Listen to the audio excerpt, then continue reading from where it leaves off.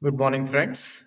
We are going to know a Django project, and within Django 1 project, we are going to create app2 as an app. So Django-admin start app2. Now we go to settings.py in Django 1 and add app2 in the list of installed apps. Then we go to urls.py and we include the function include, and then line 22 we add the route app1 slash comma include app1 dot urls, sorry, app2 dot urls. So these are the only two files which need to be changed in Django. Now we go to app2, we create a folder called templates, and within app templates we create another folder called app2, and within this we create a file called index.html. In this file we create two p tags. The first p tag is to display hello world as in a normal HTML page. The second p tag is to display the parameter 1 which we have brought from the Python world.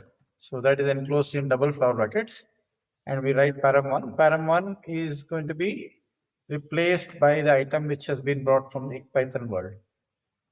So we next create another file called urls.py. In urls.py, we add the following statements. From django.url import path, and then from app2.views import home. Home is a user-defined function which will be written in views.py. Then we write URL patterns is a list consisting of all possible paths. So in this case, path with no additional route pointing to home. This means that if this is the path, it should point to home function. Now in views.py, we create this function called home, which has an input parameter as request. So this will return render. Within the parenthesis, there are three parameters. First is request. Second is the location of the HTML file, which is slash app2 slash index.html. Third is a map function, which is a key value pair consisting of the param1 pointing to, let us say, hello world. Hello world is a hard-coded value which will be visible as param1. So now we go to the terminal and write python manage.py run server to run the Django server. So whatever the apps within Django 1 will get activated. Now we go to the link and go to 127.0.0.1 slash 8000 slash app2. You should be seeing hello world. The first hello world is from the HTML. Second hello world is from the Python. So now let us write a small logic to write a factorial in views.py. So factorial is a function which takes input as a number, which is n1. Now we can build this factorial in many ways, but one of the ways is to have fact1 as 1, and we write a for loop for n1 plus 1 times, and each time we multiply fact1 with I. So it will be 1 into 2, 1 into 2 into 3, 1 into 2 into 3 into 4, 1 into 2 into 3 into 4 into 5. So we return fact1 in the function factorial. Now we call this function in after line 3, let's declare n1 is equal to 5, and we'll make a variable called result, which will be factorial of n1. So instead of returning hello world, we will return result now. We can remove hello world and pass result. So which means that what comes on the HTML page will be factorial of 5. So let's go to the browser again and refresh. We should get 120 here. Very good. Just to make sure we are on the right track, can we change n1 to 6, and we'll see if the result changes to 720. This will confirm that we are correctly writing the logic. Now, why should we hard code n1 is equal to 6? Let us take it from a forms. So let's create forms.py. In forms.py, let's write these two lines of code. First is from Django import forms. Then we'll write a class which will define the form elements. It should be class. Let's give the name as input form, and it takes the parameters forms.form. This is a Django defined parameter. So here all the inputs in the form are written either as an integer field or a character field. So since the input to factorial is a number, we'll write forms.integer field. And whenever we're writing a number, we need to write the min value and the max value. In this case, we'll write it as 1 and 10. And for better usability, we'll write a label as enter a number. So this is the definition of the forms. Now correspondingly, we need to go to index.html and make some changes here. So we need to add an element called HTML tag called form, and we need to close it. In the opening tag, we write method is equal to post. So this shows that when I press the submit button, what happens to the post. Now Django provides a highly secure way to protect your input from fraudsters. So we need to compulsory enable CSRF token, and this CSRF token is written in a flower bracket and separated and bordered with a percentage.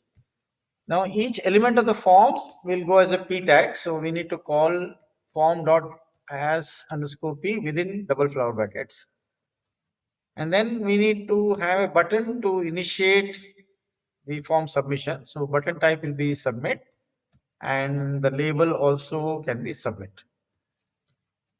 So now let's go to views.py to accept this input from forms or from the HTML.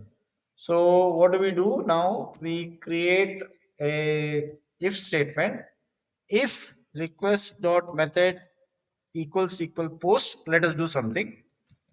Else we'll do something else.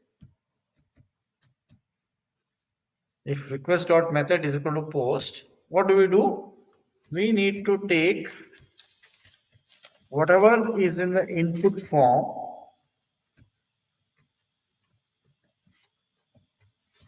which has come through a post, we need to take it into the object called form1. So why are we getting error input form? Because we need to import.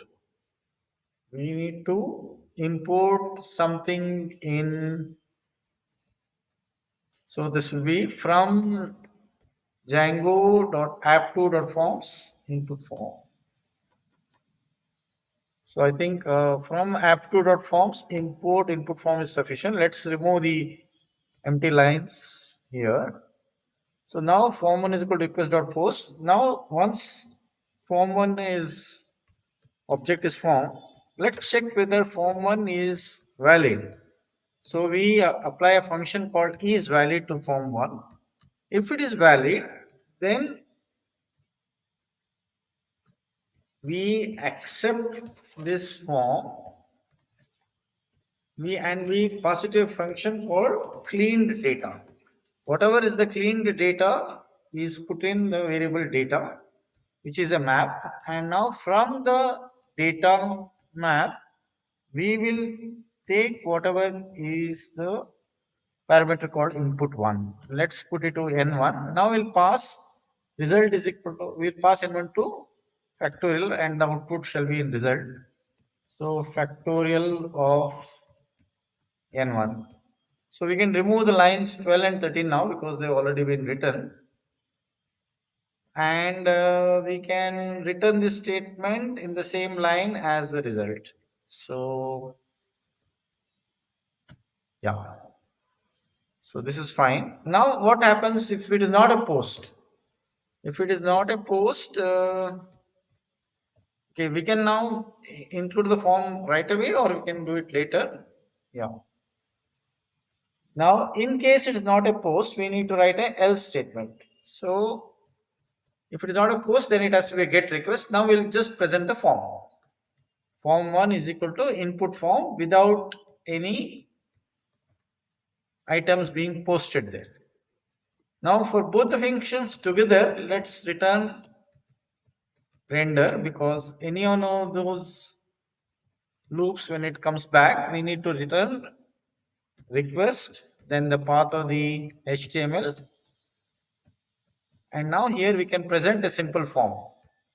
Form1 within a map.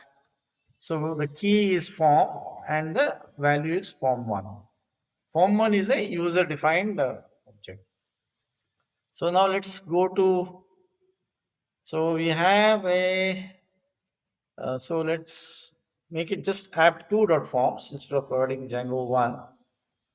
Now let's run this and go to the processor and have a refresh. Oh, we got a form. Let's enter 5 and we get 120. Let's enter 6, we get 1. Let's enter 7.